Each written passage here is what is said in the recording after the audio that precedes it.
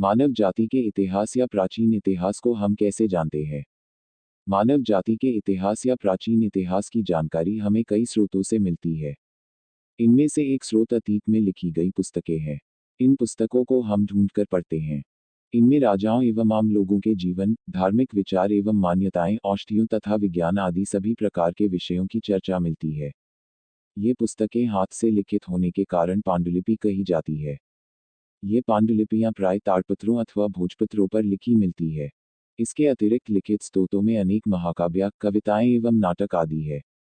इनमें से कई संस्कृत भाषा में लिखे गए हैं, जबकि अन्य प्राकृत, तमिल एवं कन्नड़ आदि में है।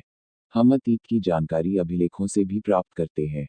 अभिलेख किसी पत्थर या धातु पर अंकित किए गए चिन्ह या लिखाई को कहते हैं जो धर्म, विज्ञापन, स्मृति आदि के उद्देश्य से होती है।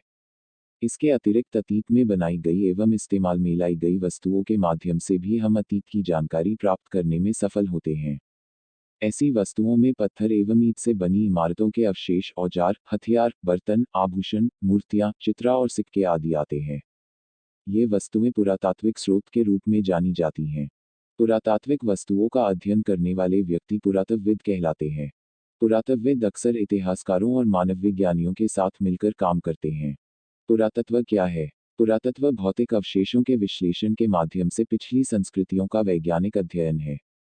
अनिवार्य रूप से, भौतिक अवशेष प्रारंभिक लोगों की हड्डियां हैं और साथ ही उनके निर्मित उपकरण, सामान, कलाकृतियां और बस्तियों की नींव हैं।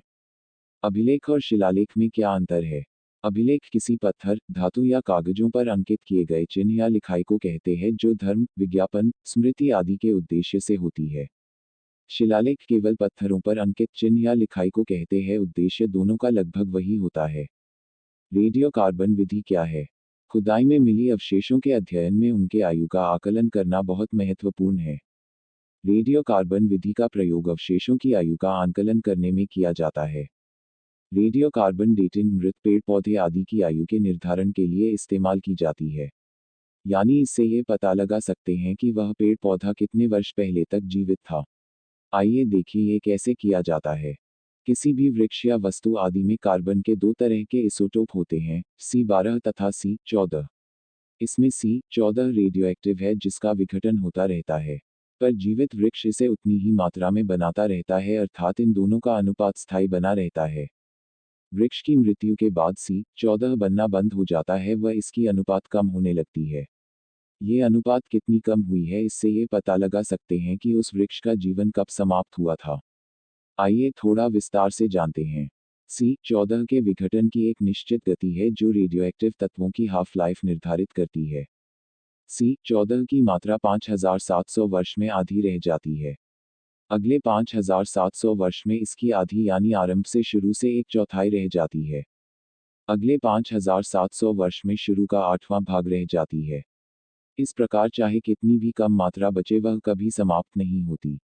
मान लीजिए किसी फॉसल में आरंभ का, जिसकी आरंभ की मात्रा आज के किसी जीवित वृक्ष के बराबर रही होगी, 16वां भाग बचा है तो वह 5704 यानी 22800 वर्ष पहले नष्ट हुआ था। C14 का ये गुण इतिहास में हुए धरती के बदलावों के बारे अध्ययन करने में सहायक होता है। विशेष जानकारी के लिए वीडियो के डिस्क्रिप्शन में लिंक पर क्लिक करें। धन्यवाद।